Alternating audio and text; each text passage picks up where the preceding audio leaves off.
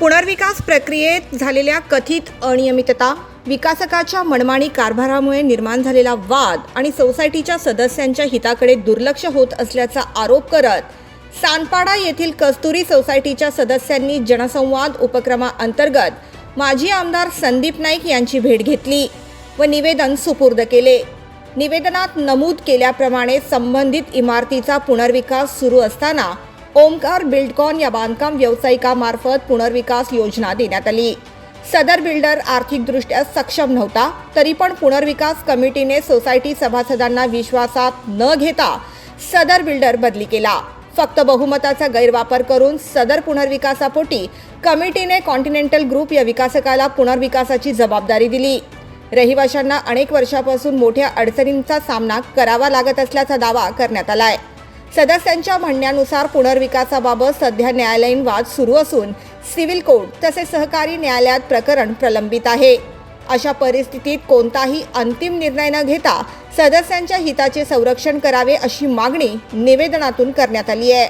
निवेदनात आणखी नमूद करण्यात आले आहे की आज घडीला सुमारे 50% अधिक सदस्य विकासकाच्या विरोधात आहेत।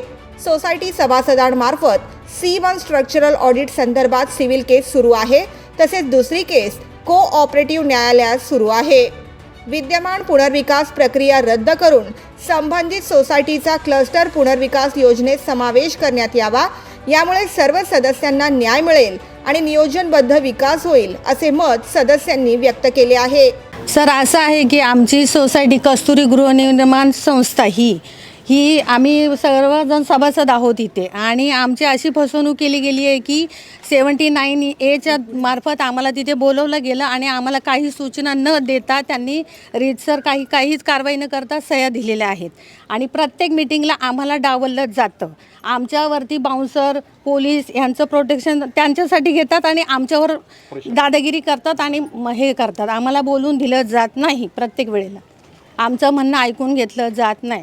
आमचे काही टेक्निकली मुद्दे असतात ते आम्ही मांडायचा प्रयत्न करतो, तर ते ऐकून घेत नाहीत आणि आम्हाला जागा 613चा आणि त्यांना सेल करण्यासाठी 700-800चा, हे कसं चालेल? चालू हो गए तो बहुत समय हो गया, लगभग 2 साल से चल रहा है। लेकिन यहाँ पर अगर कोई प्रश्न पूछता है तो उसका कोई मतलब जो जवाब देना चाहिए उसका कोई एक स्पष्ट जवाब नहीं मिलता। अगर जो कोई पूछता भी तो उसके फ़ोन को कट कर देना है, ग्रुप मेंबर से उसको बाहर निकाल देना है। यहाँ तक कि कमेटी मेंबर्स को भी कम से कम जो थे 4-5 कमेटी मेंबर को भी निकाल दिया गया। मतलब कमेटी मेंबर्स की वैल्यू नहीं है तो जो बाकी मेंबर्स हैं उनकी क्या वैल्यू है? कोई भी ट्रांसपेरेंसी नहीं। स्टार्टिंग से इतना बड़ा प्रोजेक्ट हो रहा है, इतने कॉस्टली, इतने फ्लैट्स इतने महंगे हो रहे हैं, मतलब जो भी इतना बड़ा प्रोजेक्ट्स हो रहा है, लेकिन जो बताना चाहिए हर एक मेंबर्स को पेपर वर्क्स के द्वारा या बाकी का मीटिंग्स लो, यहाँ पर लो, इसका मतलब कोई भी कुछ भी ट्रांसपेरेंसी नहीं, ज़ीरो। हम लोगों को कुछ पता ही नहीं कि क्या हो रहा है क्या नहीं हो रहा है। बिल्डर का यहाँ तक कि हम लोगों ने मीटिंग्स में पूछा भी था, ITR के ऊपर भी पूछा था, फाइनेंशियल भी पूछा था,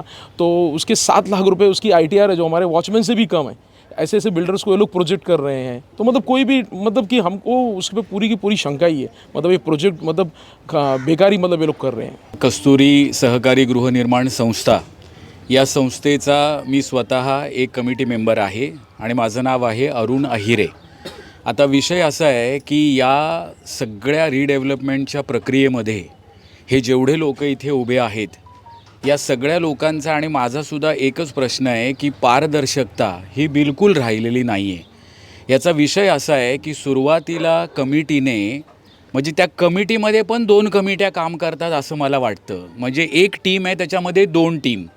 आम्ही जर एखाद्या गोष्टीला विरोध केला तर आता उदाहरण द्यायचं झालं तर मला 2-2.5 वर्ष झाले मी एकही मीटिंग अटेंड केलेली नाही आहे। काय ठरलं आहे काय नाही ठरलं आहे काहीही आयडिया नाही आहे। आपण विचारायला गेलो तर ते म्हणतात तुम्ही मीटिंगला या, रस्त्यात विचारू नका। अरे पण माणूस त्याच्या प्रपंचामध्ये त्याच्या गोष्टीमध्ये असतो। आज आमच्याकडे बघा, आमचे गणेश चाचर आहे, घाटे साहेब आहे, यांची नावं पोर्टलमधून काढून टाकलेली आहे। आज जवळजवळ 5 कमिटी मेंबर एका बाजूला, 6 कमिटी मेंबर एका बाजूला आहे। आता विषय असा आहे की पहिला जो बिल्डर होता म्हणजे ओमकार बिल्डकॉन, या बिल्डरला एका गोष्टीवरून टर्मिनेट केलं की बाबा तू कॅपेबल नाही आहे। मग ते टर्मिनेट केल्यानंतर त्याला जे कन्सेंट लेटर दिले होते तेच कन्सेंट लेटर तुम्ही परत वापरले का याच्यावर क्लॅरिटी नाही आहे।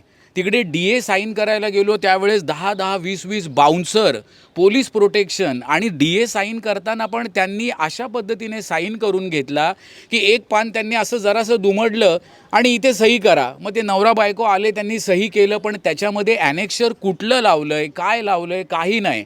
नंतर ते ॲनेक्शर वेगळं जोडून परत पोर्टलवर टाकलं काय ह्याची आयडिया नाही. भाडं काय मिळणार, कॉर्पस काय मिळणार, याच्यावर आम्ही एवढं भांडतोय पण आम्हाला कोणच विचारत नाही. त्यामुळे मग मी काय केले, 2-3 वर्ष एकही मीटिंग अटेंड नाही केली आणि मी म्हटलं जर तुम्ही पारदर्शक करणार नसेल, भले ॲज अ कमिटी मेंबर आम्हाला 4 फूट कमी घर मिळालं तरी चालेल, पण ज्याला गरज आहे, आज एवढे सर्वसामान्य लोक इथे राहतात, त्यांना जरा चांगलं काहीतरी मिळू द्या, लोकांच्या फायद्याच होऊ द्या. तर एक गोष्ट अशी झालेली आहे की याच्यामध्ये कुठल्याही पद्धतीचं ना ट्रान्सपरन्सी नाही राहिली आणि त्यांच्या मनाला येईल त्या गोष्टी त्यांनी केलेल्या आहेत. त्यामुळे सगळे लोक नाराज आहेत, सगळे लोक म्हणजे टेन्शनमध्ये आहेत आणि आज काय झालं आहे की जे महत्त्वाचे लोक आहेत तेच इकडून निघून गेलेत. त्यामुळे लोकांमध्ये एक संभ्रमाचं वातावरण, एक घाबरलेले आहेत ते, आपल्याला कधी घर खाली करावं लागेल का ह्या टेन्शनमध्ये लोक आहे. तर मला असं वाटतं बाबा, मी जे कोणी ह्याचे प्रशासन आहे, जे कोणी अधिकारी आहे, त्यांना विनंती करतो की तुम्ही ह्याच्यात लक्ष घाला आणि सगळे गोरगरीब लोक आहे यांना तुम्ही न्याय मिळवून द्या. आज आम्ही आदरणीय आपले संदीपजी नाईक साहेब यांच्याकडे पण गेलो.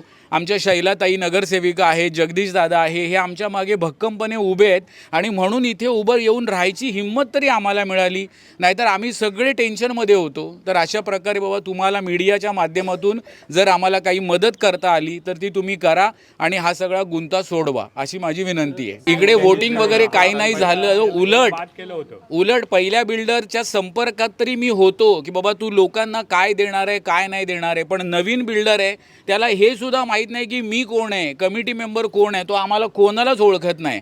तो ठराविक त्याच्या लोकांना ओळखतो, त्यांच्याशीच बोलतो. आणि आपण जे कन्सेंट दिले ते कन्सेंट आपण जुन्या बिल्डरला दिलेत, तेच कन्सेंट तुम्ही नवीन बिल्डरला वापरले का हे पण आम्हाला माहीत नाही. उलट ते कन्सेंट मी जे दिलं आहे त्या कन्सेंटमध्ये मी खोडून दिलं आहे की बाबा त्यांनी लिहिलं आहे की हे इरिवोकेबल आहे, म्हणजे तुमच्या पुढच्या 4 पिढ्यांना हे कन्सेंट लागून होणार. ती लाईन मी खोडली आहे आणि मी म्हटलं की हे सगळं चालणार नाही, जर तुमचं काम चांगलं असेल तरच हे कन्सेंट ग्राह्य धरा. अशा पद्धतीचं कन्सेंट आम्ही दिलं आहे. सभासदांना कुठेही विचारात न घेता किंवा त्यांचं म्हणणं न ऐकून घेता पूर्णपणे हुकुमशाही पद्धतीने ती राबवलेली आहे. तो अन्याय आमच्यावर सारखा होत होता, आम्हाला कुठे रस्ता दिसत नव्हता. त्यामुळे आज आम्ही सगळ्यांनी ठरवलं साहेबांकडे यायचं आणि आमचं म्हणणं त्यांना सांगायचं. तर साहेबांनी ते सविस्तर ऐकून घेतलेलं आहे आणि आम्हाला आश्वासन दिलेलं आहे की काहीही तुमच्या विरोधात होणार नाही किंवा कुठलीही प्रक्रिया जबरदस्तीने राबवल्या जाणार नाही. त्याबद्दल आम्ही खरोखर संदीप नाईक साहेबांचे आणि शैलाताई पाटील आणि जगदीश साहेबांचे आभार मानतो. कमिटी मेंबर असून कस्तुरी कॉर्पोरेट सोसायटीमध्ये काही त्यांना विरोध केल्यामुळं फक्त 65% बिल्डरला काय द्यायचं आणि 35% आपण काय ठेवायचं, तर त्यांना विरोध केल्यामुळं त्यांनी मला कमिटीतून काढून टाकलं आहे, कुठली पूर्वसूचना न देता. तरी मी सर्व नवी मुंबई वासियांना या ठिकाणी विनंती करतो की कोणीही या ठिकाणी बुकिंगसाठी येऊ नये. तुमची फसवणूक होण्याची दाट शक्यता आहे आणि फसवणूक ही होणारच आहे, कारण त्या ठिकाणी कुठली अनिश्चितता नाही, कुठल्या प्रकारचं कुठलंही पण काम व्यवस्थित नाही आहे आणि विशेषतः म्हणजे बिल्डर हा बिलकुल कॅपेबल नाही आहे. आजपर्यंत त्यांनी आम्हाला त्याचं कुठलं पण बँकिंगचं दाखवलं नाही, बँकिंगचं म्हणजे त्याचं ITR पण त्यांनी दाखवलं नाही आणि काहीच नाही.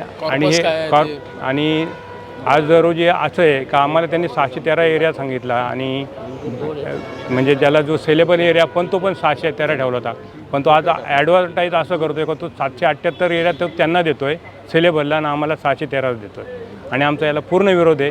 आणि 2 टावरमध्ये आमचे मीटिंगमध्ये 2 टावर ठरले होते, आम्ही त्याला पण विरोध केला. बाबा 3 टावर कसे काय होतात, तर त्यांनी ते मिळेल एक बाउन्सर आणून पोलिसांचं दडपशाही करून पोलिसांना पैसे देऊन आणि आमच्यावर अन्याय करून आम्हाला मीटिंगमधून बाहेर काढलं. आणि हे जे गोष्टी अन्यायकारक आहेत आणि म्हणून आम्ही कमिटीत असून सुद्धा बाहेर पडलो. कारण